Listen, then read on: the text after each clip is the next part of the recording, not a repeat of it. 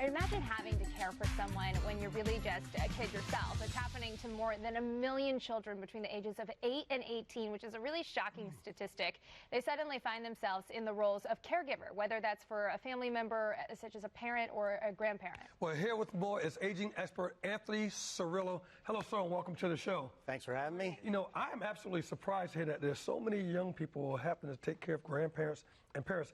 How does that actually happen in today's society? Yeah, it is kind of shocking. There's three different reasons. First, there's people who can't afford care, simply. Okay. Some have too much pride and refuse care. The big thing is the opioid crisis. Believe it or not, millennials and baby boomers have the highest rates of opioid overdose deaths. I mean, it's a horrible topic, but that's when you find out that grandparents are taking care of kids on one end, and then kids are taking care of their parents on the other end. Yeah. And then the other thing is hospital rates for the elderly have dropped, but hospital rates for other populations haven't. And actually, the baby boomers, my generation, have actually entered their older years in worse shape than their parents. So all those are contributing to younger people having to be caregivers. Before you get to your next question, how young are we talking about with kids? I mean, we said how 30. young? It's crazy, but 33% are as young as 8 years old. Wow. And then they go up to 15. And that's just, cutting someone's childhood in half and not even fathoming to Wow. think like that. You said the Exactly. opioid crisis. I know we've done plenty of stories on that and how North Carolina is actually really up there with the number of people who are suffering from that. So in addition to that, tell me a little bit about what kind of ways are these kids taking care of? Is it emotional? Is it physical? Is it... Well, you would think, well, they must just be doing regular, custodial types of things. They're cooking, they're cleaning, Yes. they're mowing the lawn. No, they're also doing medical types of things. They're going to medical appointments. They're handling medications. They're giving injections. Even changing diapers. So it can get really intense. So imagine, again, you're 8 to 15 years old having to do this. And you already started to say, what is the impact, the long-term impact on kids who are actually taking care of grandparents and parents at such a early age? Yeah. Well, it actually works two ways.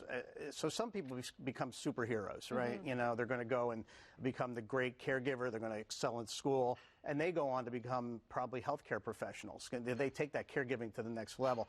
Other people walk away from the responsibility, and then other people look at it and they go through it, but in later years they resent it, and they need the emotional support and the real resources to really help them get through that and cope with that because they have a lot of resentment. You would have to imagine the toll that would take on a child to have to be put in that position and the resentment, like you said, later on in life when you see your parent, your grandparent, when they were supposed to be taking care of you. Exactly. Okay, so what kind of organizations? I imagine there's a bunch of organizations here in our area that can really help to take that burden off. There's a lot that have local chapters, and I have them on my website. There's one I really want to talk to you about, and it's called the American Association of Caregiving Youth. It's AACY.org. It was funded by a woman named Connie Sikowski, and she actually reached out to me, and I found out about them because she reached out to me on LinkedIn. I had no idea that the statistics were as staggering as they were. And basically what they're doing is providing ways to keep kids in school. I mean, that's the bottom goal of what they do. So they have something called the Caregiving Youth Network.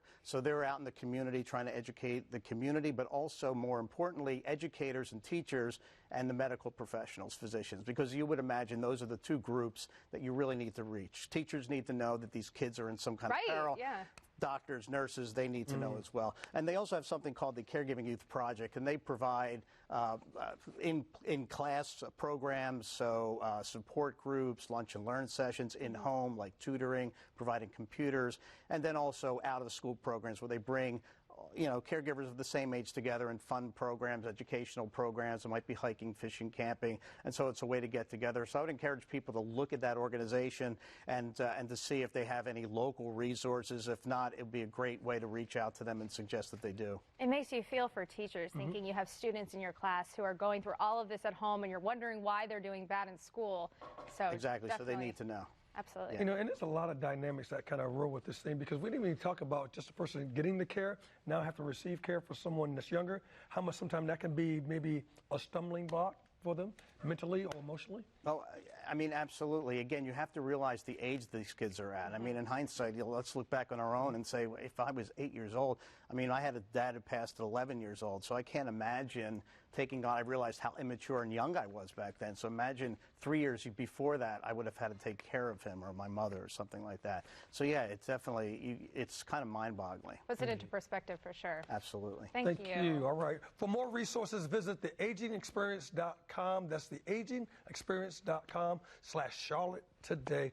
Thank you very much, sir. We appreciate you being here. All right.